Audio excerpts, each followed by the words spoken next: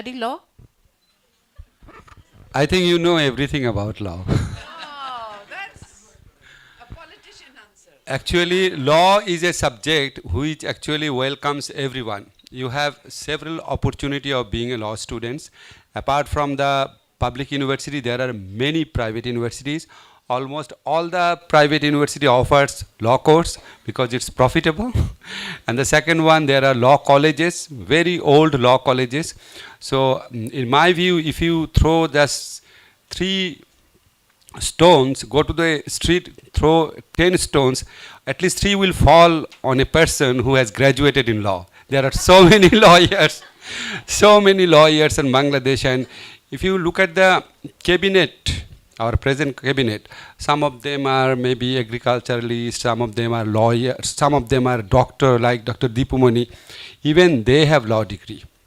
Law degree has become very attainable in Bangladesh. Actually, I want to know one thing. Why Haji Dinesh University? I heard about the university. They are doing extremely well, and this is a good initiative from the government that they have put so much emphasis on science and technology university. But why you are also offering social science? To be, I think, selfish, I should say no one can live without society. So you need to have social science and knowledge of social science. Beside this, you see, as a center of excellence for the northern part of Bangladesh, it used to be or is still the only one university for Dinajpur, Thakurka, Panchagor and surrounding. Not Rangpur has a different university, they have that. But before that Rangpur University, we had Haji Danesh. The Rangpur University has been established later. Yes, we do. We do. Thank you. Now we are getting into micro. I think this session is more interesting. Yes, and we will have this during lunch. But this is a session on where we are looking at integrated basin management and the rights of rivers. Now, I often think when you talk about governing and managing rivers, are we really recognizing the rights of rivers, because we will happily say that water is vital for life, it is a finite resource, it's important for population, economy, growth, all that. But then, do we really respect it? And we are engaging in multiple ways to develop the resilience of this of the water source, river, as well as people. But resilient is defined as a system's capacity to endure and recover from shocks. Is particularly relevant in water resources and basin planning. Asif, you've done so much work on this. You've done your PhD also, I think. Was it related to river and water? Yeah. So Asif Nazrul, Dr. Asif Nazrul is a professor of law. I mean, he does more than talk shows, huh? So don't think that he's only on television. And he has been teaching for how many years now? Don't mention. No, it's okay. More than 30 years. More than 30 years. So imagine how many young people he has influenced. It's always a pleasure to listen to Asif. And Asif, over to you. We will. First presentation will be by him according to the schedule. We can be flexible. Okay, no problem. Yeah? So would you like to go to the podium? And you have 10 to 12 minutes. Is that okay? Sure. Thank you.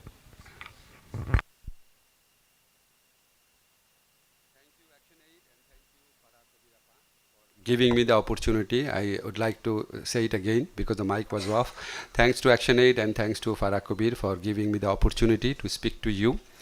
Actually, this is a very unpopular time for giving a presentation because it's just before the lunch. So I'll try to be short, and if you have any question, you can ask me after my presentation. I'm just talking about the international legal issues or the global norms.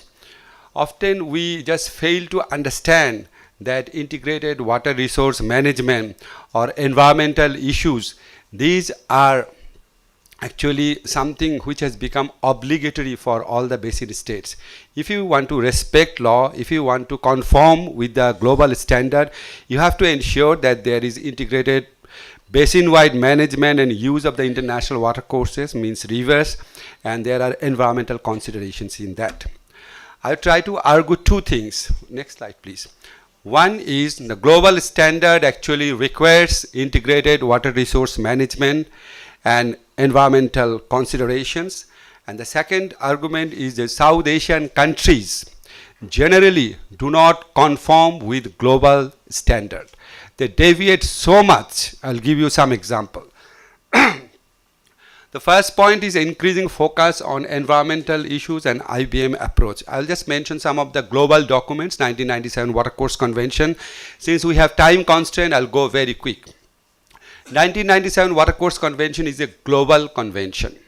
Of course, South Asian countries are not party to that global convention, but some of them has actually given their consent during the adoption period. And the second argument for its relevance is this global convention reflect customary law.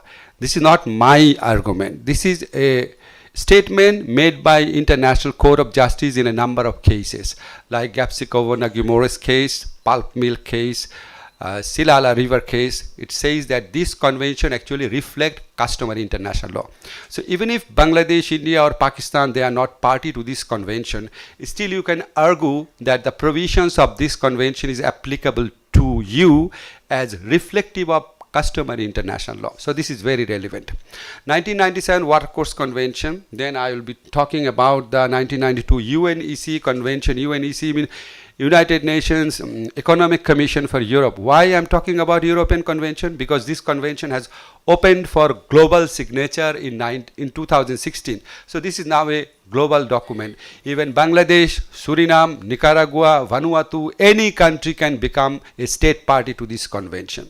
The third is 2001 ILA Berlin Rules. International Law Association is a non-governmental body, but it still is very relevant because International Law Association, whatever they produce, over time it becomes a global document because they actually make the foundation based on which later the International Law Commission works. It's a very prestigious non-governmental international body. And there are some International Court of Justice and increasing focus of environmental convention like CBD on watercourse issue. Next slide, please. The 1997 Watercourse Convention requires integrated basin-wide utilization and management of international watercourses, at least in some of the important articles. For example, Article 6 talks about equitable participation of all the basin states. In plain words, it means that when you are dealing with Ganges, then Bangladesh and India, they cannot exclude Nepal. When you are dealing with Ganges, India and Nepal cannot exclude Bangladesh. Every basin country has a right of equitable participation in the negotiation or in any arranged settlement for utilization and management of the river. That means you have to listen to every basin country and you have to involve every basin country. That is one concept of integrated water resource management. And the second point, this convention also put emphasis on integrated basin management when it talks about protection and preservation of the river ecosystem. In Article 20 to Article 27, you will find that this convention is saying that in appropriate cases, there should be joint action, joint agency, joint commission for dealing with issues which are relevant for preservation and protection of the ecosystem of the watercourse. So these articles actually talks about the essence of integrated water resource management. And if I go to the environmental provision, this convention is actually based on two fundamental substantive principles. One is equitable utilization. Equitable utilization principle, when they explain it, they say that it has three purposes. Number one is optimal utilization of the watercourse. Number two is impact of my project on other co-basin states. And number three, which is very important from environmental viewpoint, that is adequate protection of the watercourse.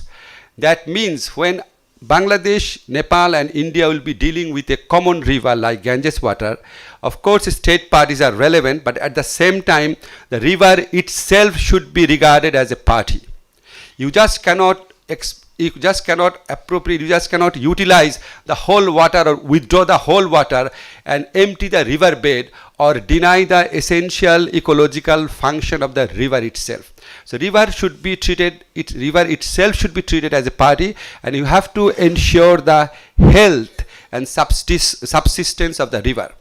So environmental flow concepts come there, and if you go to the Article 7, it talks about no harm principle, and the ILC, International Law Commission commentaries, it has specified that causing no harm includes not causing harm includes not causing environmental harms. That means the harm concept essentially includes environmental harm. So when I'm talking that any country, no country can cause significant harm to other country, I'm also meaning that no country cause environmental harm or ecological harm to other country.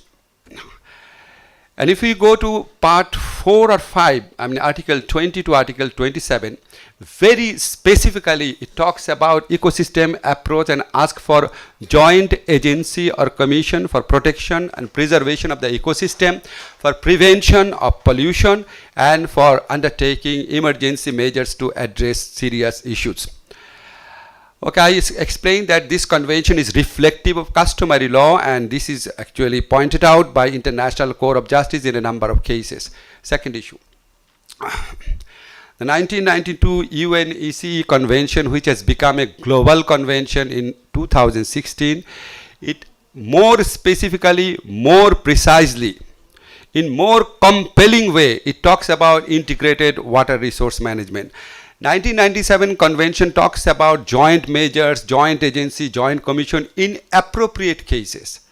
So there is a conditionality there. But 1992 UNECE convention, it actually leaves no doubt that when you are dealing with the shared water resources, there must be basin level concrete measures. And it also talks about harmonized policies covering relevant catchment areas. That means when you are talking about Rhine River, all the basin state must have a harmonized national policy.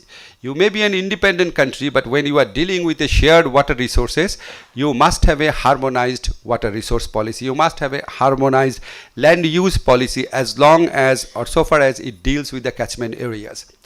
The third thing is high procedural standards are how high procedural standards are required there. High procedural standards include so many things. I have just mentioned two things. One is mandatory EIA, environmental impact assessment, and mandatory EIA not only in the planning stage.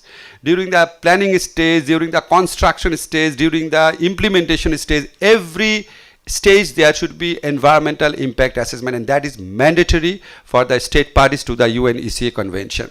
And it also talks about comprehensive data sharing, which is very much absent in South Asia. I will explain you later. And this convention, under this convention, the year 2000 directive, it asks for reviewing every planned measures. Planned measures means projects, either existing project, modification of existing project, or undertaking new project. Planned measures is a wide term to cover all those things. So in every 5 years, you have to review all the planned measures. And if necessary, you have to do modifications there. Or if necessary, you have to just stop it there. The main purpose will be restoring the river ecosystem, restoring the floodplain, restoring the provisions or scopes for migration of fishes. So you have to get back the ecology which had been there before your project. And for that you have to undertake 5 years, you have to undertake review of the planned measures in every 5 years. The next, Berlin rules is also similar to 1992 UNECE convention, but it talks more emphatically on procedural obligation. Procedural obligation means complete data sharing and environmental impact assessment, and also environmental management of the water course. I've already got a wording, so I will try to be very brief. Next slide. So we'll give you 5 minutes. Okay. So this is the global standard. If we summarize, the global standard is there should be integrated water resource management and utilization. And integrated utilization means taking into account of the interest of the water course itself, ensuring adequate protection of the water course, And in addition to these substantive principles, there are rigorous procedural principles. Like you have to undertake environmental impact assessment during the lifetime of the project at different stage. You have to ensure complete data sharing. You have to continuously review all the planned measures you have undertaken. And you have to undertake correctional or remedial measures for addressing the harm or injury caused by the planned measures. You have to ensure harmonized policy. So if you keep this global standard in our mind, and if you go back, if you just investigate the South Asian practice, we'll see some very depressing picture there. I'm going back to I'm requesting for the next slide, South Asian practice. Okay, what is the basic loophole of South Asian practice? Number one is we don't talk about integrated basin-wide management. All the treaties there, these treaties do not include all the basin states. I give you one example, the Ganges River. There are agreements between India and Nepal, agreement between India and Bangladesh.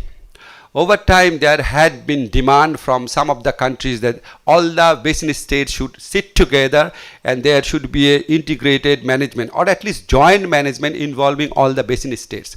But ultimately, it was not done. This is a common South Asian practice.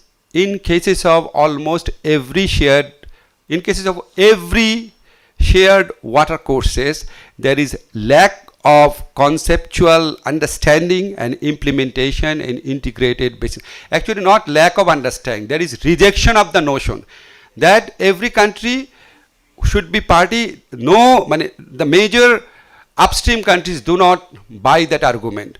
They just go bilaterally and try to deal with the individual countries. This is one feature. Second feature is if you look at the European and American practice, river treaty or international water course treaty, these are not for 5 years or 3 years or for 10 years or 20 years. These treaties are permanent. But if you look at South Asian treaties, it's an exceptional thing. Even if you compare to the African practice, you will never see that African countries has entered into a treaty for 5 years or 2 years. It's not periodical treaty. But in our cases, this is for 2 years or 5 years or 30 years. There is no permanent treaty except the Indus Water Treaty. Another important feature of South Asian practice is most of the agreements are reactive agreements. These are done only in order to accommodate unilateral project undertaken by upstream country or powerful country, just to accommodate that project. If you look at the Bangladesh-India practice, the Ganges Water Treaty was actually concluded in order to accommodate the Farakka Barrage project. It's not that Bangladesh and India come together and try to find a solution try to find out a win-win solution for every countries. It's like a reactive approach. Even in cases of India and Nepal as well, there had been some project, and in order to accommodate that project, there were subsequent agreements. Look at the Mohakali agreement, for example. And another feature is disregard to the environmental function of the watercourse and ecological independence. I mean, if you look at the South Asian treaties, except Mohakali Treaty, there is no mention of ecological function of the river. There is no mention of the needs of the river course itself. No mention. Even if you look at the Ganges Water Treaty, they are saying that it's a sharing treaty. It's like a pizza that you take 4 pieces, I take 4 pieces. Nothing is left on the table. So the water course, Bangladesh and India, during the dry season period, there is 60,000 cubic water. India will take 30,000, Bangladesh will take 30,000. What will happen to the river? Not any kind of mention to that needs. These treaties do not recognize the function of a river as an ecological unit or as an ecosystem. There is one exception in Mohakali River Treaty, Article 1, Clause 2, but it is very inadequate. It just says that India will release 350 cubics water downstream for for maintaining the river ecosystem. And the Nepalese environmentalists raised the question that when the historic flow is nearly 5,000 cubic, so if you ensure 350 cubic, how would it maintain the ecological features of the riverbed? So it's very inadequate, and even in that there is a complaint about non-implementation or disregard to the provision of the treaty. You know, there is a lot of controversy over that treaty. So, last slide. So, to summarize, we lack in including environmental provision. We don't believe in integrated water resource management. So, the solution lies in those lackings. Bangladesh, India, Nepal, China, Bhutan, we must have a broader approach. We must believe that at least, in the beginning at least, there must be a regional framework, regional body for data collection, dissemination and continuous consultation. Unless you have a comprehensive data sharing, you cannot find out any solution. There should be a integrated water resource management. Nowadays, you know that Bangladesh and India is complaining that China is taking water from Brahmaputra. And as an independent researcher, this question comes to my mind, that when India takes the water from upstream of the rivers, do they think that China can do the same thing to them? So in order to get a win-win solution and in order to benefit all the people of the South Asian region, we must have an integrated water resource management. There are very, very efficient model in European countries, in America, even in some of the African countries. Look at the SADC protocol, Southern African Development Council protocol of 2000. They have actually done a very, very comprehensive, efficient and very global standard document. I don't know much about their implementation, but if you want to try to find out a solution, there are good examples there. I'll stop here. If you have any more question, I'll come back to you. Thank you very much.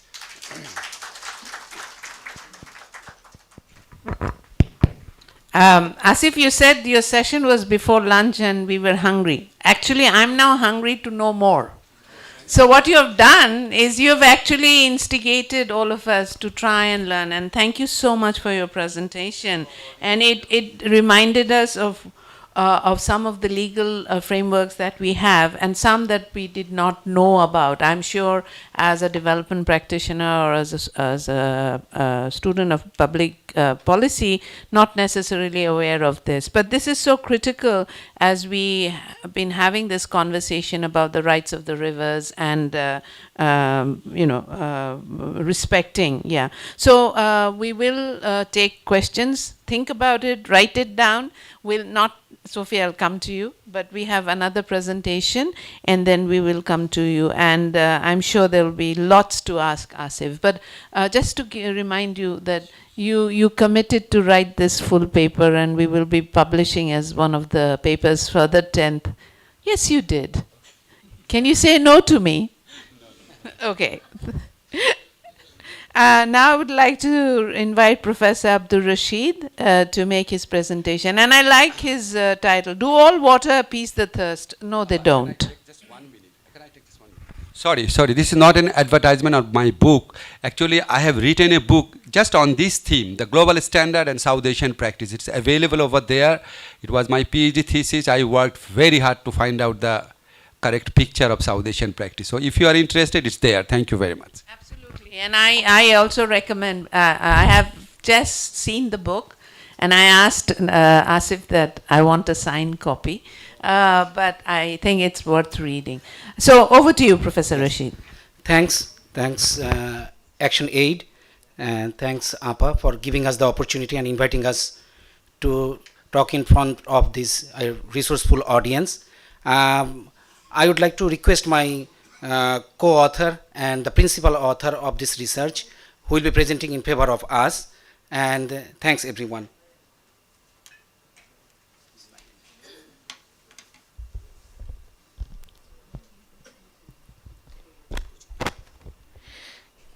So thank you everyone.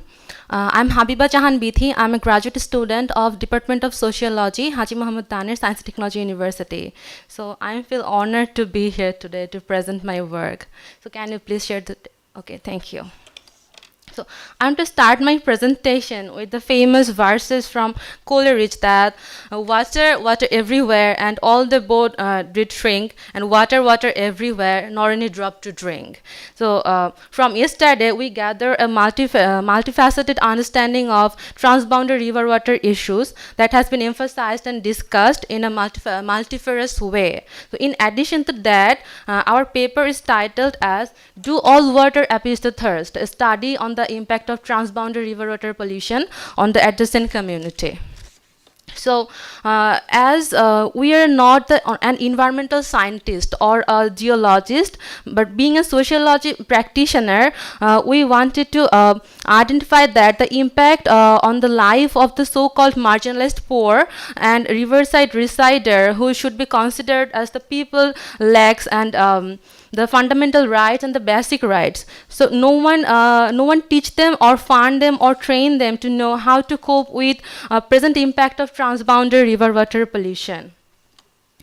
Here our presentation starts with the conceptual definition of water pollution or water, that we definitely know that water is a chemical compound consists of two hydrogen or bonded to the one oxygen atom. It's the fundamental element of we know all known forms of life, and it supports aquatic habitats, influence climate patterns, and is a fundamental component for the survival and the evolution of diverse forms of life. So we know that almost 71% of the Earth's total surface is covered with water, where only 2.5% of this amount can be considered as fresh water.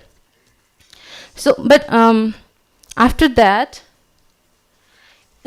is water, we know that water is the name of life. So is it basically a name of life? When this life savior overflows, it becomes life devouring. In 2022, over 7.2 million people were affected, and hundreds of thousands of households were isolated by floodwater in Bangladesh. And we know that 8.5% of the total death in Bangladesh is caused by water sanitation and hygiene related issues. And SDG 6 also advocates for the clean water and sanitation.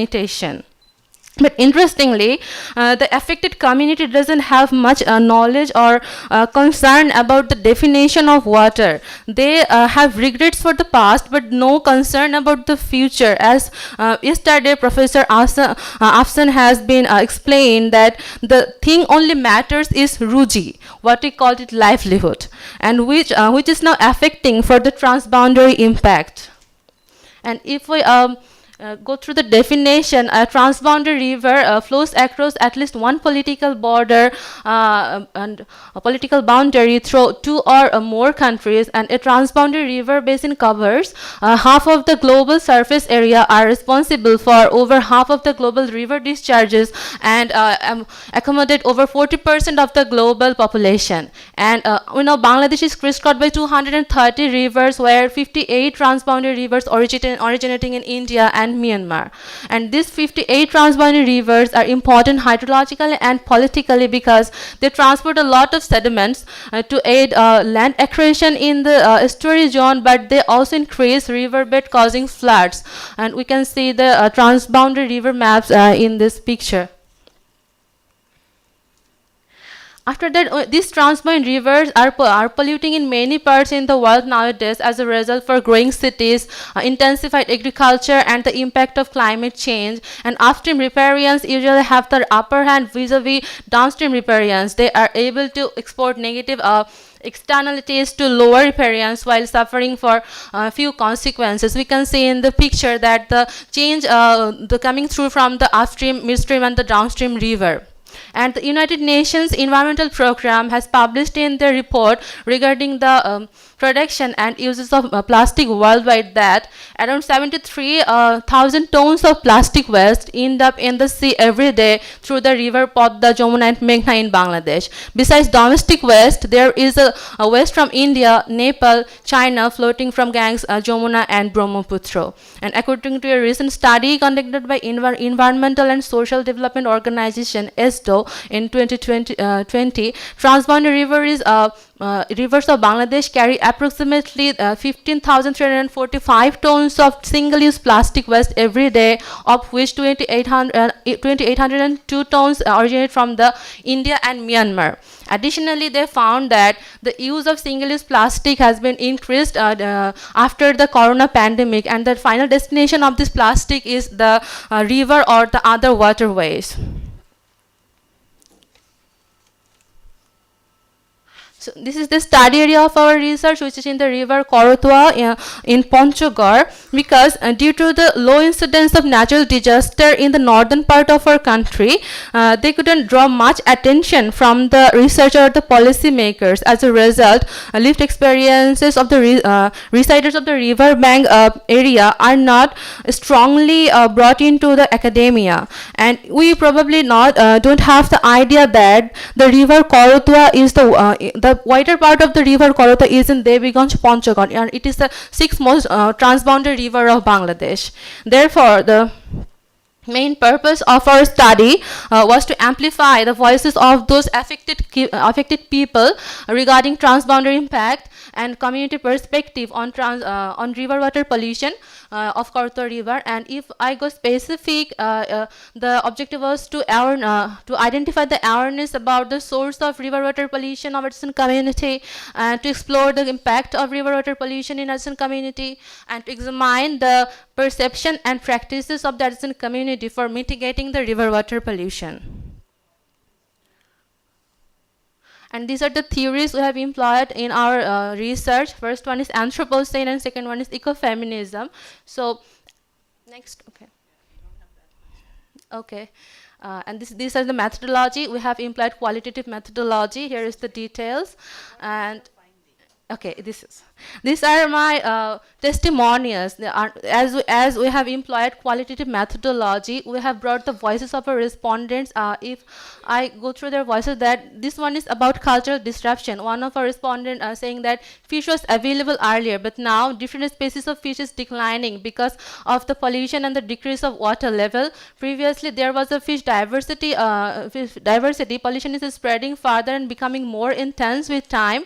And if it keeps up, the river don't have a fish. Even Hilsha, what we will catch and eat or do if there is no fish in the river? We call on the local government representative to improve the pollution crisis by taking decisive action.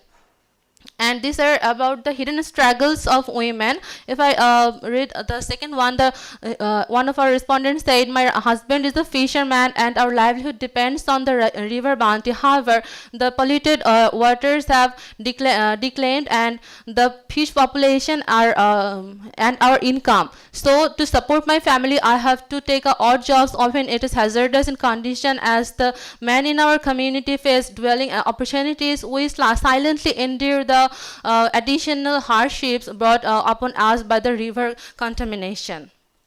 And this is about the gender impact. One of our respondents said that the declining fish population due to pollution have reduced my income, making it harder to provide for my family. Sometimes I feel depressed and that I couldn't able to provide minimum support to my family. This pollution of this river leads my life to miseries. That's why I spent more time in the river. But as you know, quantity of fish is decreasing, so it's tough to catch more fishes like before. But because of the longer time spent in the contaminated water, I got skin diseases.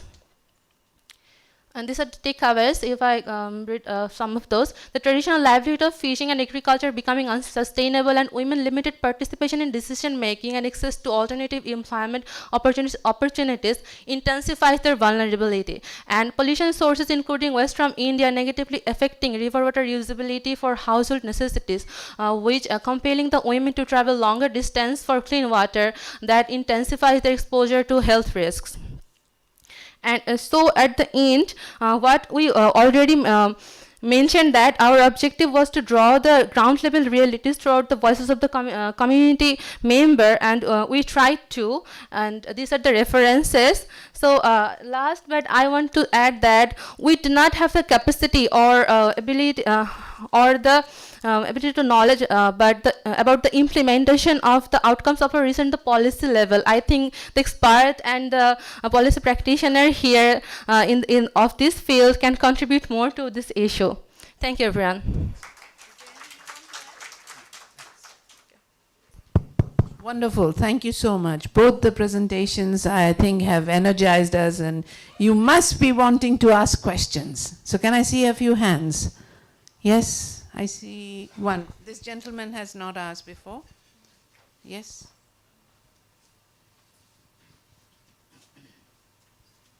Thank you. Introduce yourself. I'm Zayed from ISEC. So my question is to Professor Asif. It's not a question. I'm adding to know about. You talked about Parakabares, and we know about lots of transboundary river. We are connected with India, right? But if I talk about Tista Treaty or Parakabares, when we need water for our cultivation of those area, but they don't don't give us our proper share. But when we don't need water, they open the barrage and we are flooded. So what Question. are the, Because, so what are the lessons of our government on this issue, and as a youth, what we can do, and any suggestion from your side? Thank you. We'll take a few more. I saw a hand here. One. There's a Sophia from BISS. She had put up her hand before. Please, apni microphone ta unake den. Ali, pass the microphone to Sophia. Thank you, Appa, for the floor. Thank you, both the presenter, for their wonderful presentation. I just want to ask from Nuzrul sir. Sir, a very wonderful presentation. I just want to know that we all know that our Ganges Treaty is going to be expired on 2026. So what is the strength from the Bangladesh part that they can negotiate and they can utilize those, tricks to win this or to continue this treaty? I just want to know your opinion. Thank you.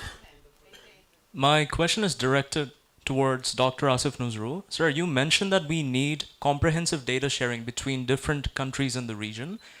Is there any inclusion of this in your book, or could you share some insights as to how this should be done?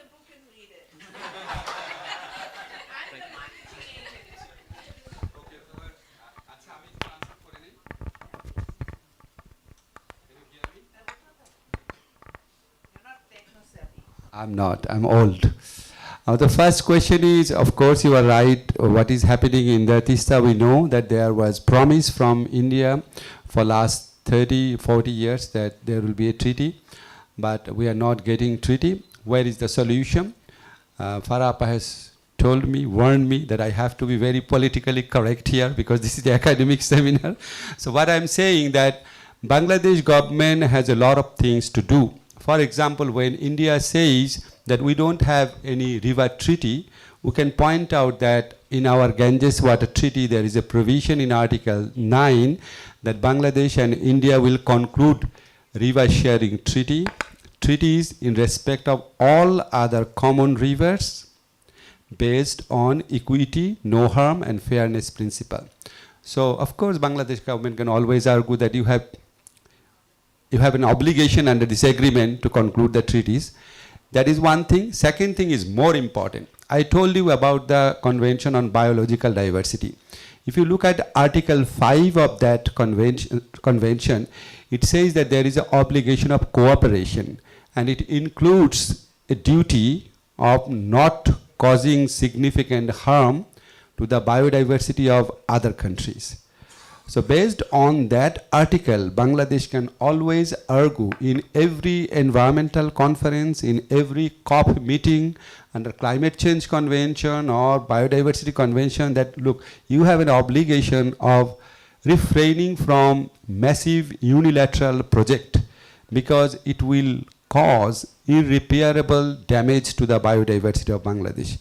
Nobody could throw that argument. Nobody can avoid that argument. Nobody can just say, no, it's not true. You know that. If there is a 1 lakh cubic of water, if you withdraw 70% of the water, what will happen to the downstream biodiversity? You don't need to be a scientist to understand that. Anyone can guess. So this is a very valid argument Bangladesh government could make. And in regard to Ganges Water Treaty, of course, it's expiring in 2026. There is no clear-cut provision for its renewal, but if you look at the practice, previous practice, we always renew the agreement. But that initiative should be started right from now. We don't have enough time. And we have to point out, because in 2011 there was a memorandum of understanding between Indian Prime Minister and Bangladeshi Prime Minister that Bangladesh and India would work together for ensuring integrated water resource management. It's very interesting. It's a very isolated document, and you know the status of memorandum of understanding is somewhat lower than agreement or treaty. But still that was a memorandum of understanding between two heads of the state, and you mentioned integrated water resource management there. So Bangladesh can start the argument that in pursuance or in furtherance of that MOE, we should talk about integrated water resource management of the Ganges water, the total length of the Ganges water. And I'm sure that Nepal will come forward to support Bangladesh. But unless you take your initiative, why India would give you the water? If you don't demand it, if you don't make resort to the legal principle, if you don't pressurize, why India will listen to you? Why Bangladesh does not pressurize, does not put pressure? To be politically correct, I will not answer, you all know that answer. Yeah. There is also an argument that right now India itself doesn't have enough water, and there's interstate conflict within the. Does that have an impact on? Okay, this is always an argument that India would say that there is not enough water. Fine. Let us sit together. Let us do a comprehensive data sharing. Let us enlighten me so that I know how much water there is and how much water you are withdrawing. If you unilaterally claim that there is insufficient water, that is not a practice of cooperation. That is not a principle of cooperation. I'll come back to you. There should be a comprehensive data sharing. According to Ganges Water Treaty, Bangladesh and India will share data available only at Farakka point and downstream. Bangladesh has no right to know how much water India is withdrawing from Uttar Pradesh or Bihar. So this is a very bad example of agreement. All the global standard talks about comprehensive data sharing. If you do comprehensive data sharing, then Bangladesh could not complain, and that issue could not be politically utilized by other people. You share all the data. You give us the data and information, how much water is available in Uttar Pradesh and Bihar, how many projects are there. The second issue is interstate water issue. India will always claim, look, West Bengal is not inclined or willing to give water, what can I do? Oh my God. I mean, of course, no doubt about that. Look, India is also very much dependent on river water. They need the water for agricultural purpose, no doubt about that. But the point is, if you do the integrated water resource management, we all know that you don't need to be a rocket scientist to understand that. So we have excessive water during some season, and we have drought during some season. So what is the solution? You just harness and store the excessive water. Where you can store it? Store it in Nepal. There are hilly areas. You store it in Nepal, utilize it in the dry season. Do a comprehensive integrated water resource management. Try to ensure a win-win solution. This is the way every civilized country act. If you look at Europe, sure, your question. I am so tempted to jump into your conversation because I can guess India. it. You mentioned that India is not listening to Bangladesh, and I really wish everyone to laugh because it's just before lunch. So laughing is good for getting good hunger. India is not listening to India itself. That's the first thing.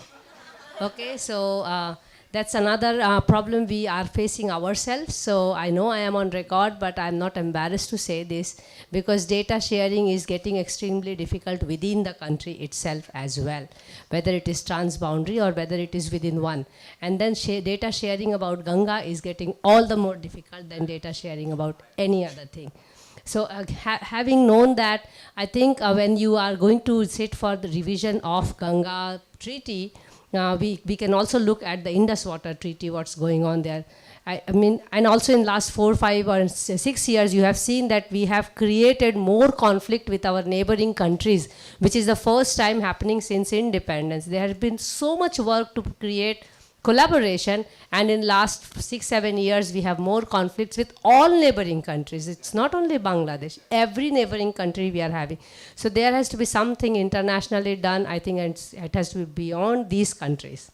And maybe International Court of Justice, why not? Just giving a hint.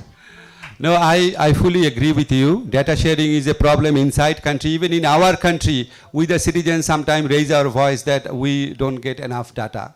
Even the environmentalist or the human rights organization like ActionAid, they don't get enough data. They don't have access to information. I fully agree with you. That's why if you look at the 1997 convention, they talked about a fact-finding commission. Because behind every dispute, there is a problem of factual aspect. You don't have enough information, you can't agree on data and information, there lies the genesis of the dispute. So, in the beginning, you must ensure there is complete data sharing, and for that, you must gather data first. You have to establish system, efficient system to gather data, for distribute it, share it, then the solution will ultimately come. And the last question, about what? Of course, very emphatically, okay? Or just one point, as an academic writer, you will find my name Nazrul Islam. That is another story, but don't get confused. That book is written by Nazrul Islam, and the title is Sharing Ganges Water. Sharing is inverted comma, because I challenge the concept of sharing. Why do you share water? You will utilize water. Thank you. Now, I know Asif himself deserves a few hours, but given the structure of this event and our conference, we have to respect that there was another presentation by Professor Rashid and Bithi, and perhaps we will take some questions for them. So, first, I don't know, yes, there's a question from a friend online, Shamim Hassan Khan. Every day, more than 1 lakh people travel through Bangladesh riverways and by boat, launch, trawler, etc. And passengers throw their waste into the river, which is polluting the river. How can youth play a role in stopping this river pollution? This is one question. The other one is directed to Bithi. What new things are you bringing in your finding? Because changing livelihood due to water pollution of rivers is known from existing literature. What new insights have you developed through your study?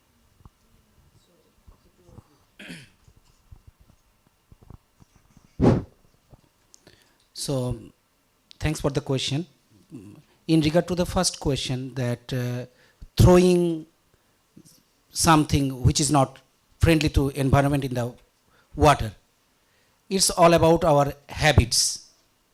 So there is the only solution, I believe, that we have to careful about our habits, and we have to live from my own perspective, doing an, I think, leading or I think my attachment to that sort of river. These people, how many of them have plastic bottles? How many of them do use purpose? So are you changing your behavior, right? That's what you want, right? Yes. We have So, to change our behavior. Our behavior. And one thing we have to, I think, leave from my own perspective, that I think cursing and giving, I think, or imposing, I think the burden to others, rather than impose it, we have to start it from ourselves. I am doing, or I am, I think, I am affecting the environment. And this is from the Anthropocene point of view, that as a individual, as a human being, we are affecting and we are polluting our water, environment. We have to be responsible ourselves at the first place. We have to behave environment friendly from me, from I, not, and always what we do, we provide suggestion for others. So I believe that from today, as Appa mentioned already, so we will put a place that we will use, we can place along with all of us, that we will stop using one-time use plastic use, and as far as we can reduce it, we will try it. So that might be a, I think, thing we can start from this place. And yeah, for Bithi. Thank you. What did you find new in your research? Okay, so my research was about the transboundary river water pollution's impact. So it's not only the impact of water pollution, it's a transboundary impact. So as I studied, or throughout my knowledge that I studied throughout my research, throughout my literature review, there was different work on a transboundary river, but not on my study area or not on the river Kortua. I didn't find it. So that's why this is the new thing I bring up in my research. I think that this is the, I already mentioned in my presentation that the river Kortua is the sixth most largest transboundary river in Bangladesh, and it is wider in the Debiganj, and we know the fourth China-Bangladesh friendship bridge is there in over the river. That's how we can imagine that how broad the river was in the past. But now I can see this is the near in from my home. In this river there is a this is kind of a land. They're farming now. There's no water in the river. This is the impact that we brought from our side and from the transboundary impact. So this is how I can think that my study impact or add some value to the knowledge society in a different way than the existing literature. Thank you. Thank you, Bithi. I think, Bithi, you made me think about that even rivers have hierarchies, depending on where they are located. And everybody talks about Tista, or they talk about Brahmaputra, or they talk about Turak because of access, or because we interact with them and engage. So in our mind, in our policymakers' mind, in the people's mind, there is a hierarchy of rivers. So that is also why Korotia probably didn't get the attention it deserves. Now, I think we will now need to close this session. But what is interesting is, for all the young people here, you have to first read. You know, he spent a lot of time preparing and understanding what is the legal framework. So I think it's important, because we go by hype.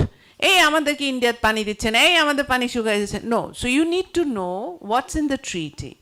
Why am I saying this? Because the Ganges Water Treaty is coming up for review and probably revised or a new treaty. So as young people, if you read and you prepare a paper and you take it to your policymakers that this is what we want to see, who knows? You know, it's all about negotiation. And you will hear, because often diplomats, politicians don't want us to fully understand. And that is why the whole water conference started. We wanted to demystify, because we work a lot with the communities on the front line, whether they are in Paira or Kuakata or in the Tista Basin. We were there and we saw what was happening, and we were starting to come up with development initiatives. But development initiatives were not going to be sustainable until we understood what was the ecological, environmental, climatic impact happening there. So we had to reframe our interventions, and it became critical that we understand that. And it became critical that as we understand, we share our understanding and learn from the community. So I think that is one approach. And if you really want to do policy advocacy, then read it, learn about it, go to Asif and say, Bhaiya, this is what I want, or Sir, this is what I'm thinking. Is this possible? And I'm sure Asif will make the time, because he has his students, or through his students, you can reach him. But we need to have an informed ask. Now, the ask around data and data sharing, that is like, I think I've been hearing since I was a child. And it doesn't go. So this brings us back to what Professor Imtiaz was saying yesterday, that politics and profit have a very strong nexus. So, and our politicians are around for 5 years. And if you talk about something that's 20 years, 30 years down the road, who are you going to hold accountable? Who signed the first treaty is not there. Who's going to sign the next treaty may not be there after 5 years. So we'll have to do this in a smarter way. Now that we have information, knowledge, we have the opportunity to learn from negotiators, I think we have to work closely. So with that intention, because there are some more exciting sessions, I will bring a closer, and I really want to thank Asif. Asif, we need a few hours of your time so that we have a global platform where young people come together, and there is where young people are developing their knowledge skills, their leadership skills. My colleague Najmul Hassan will invite you to give this and have a very deep conversation, because it's not possible in a conference. And we were so happy to hear from you, and I'm so encouraged to see a professor encourage their student. And Bithi, your presentation was very interesting. Please continue the research and keep the advocacy up for Korotova River. We are all going to take it up for you. And thank you all for being with us and listening. There's a lunch break, right? Now over to Sumaya. Thank you so much. It has been a really thought-provoking session, and yes, a photo session is going on. Meanwhile, I'd like to let you know that now we will break for lunch. Kindly enjoy your meals. Since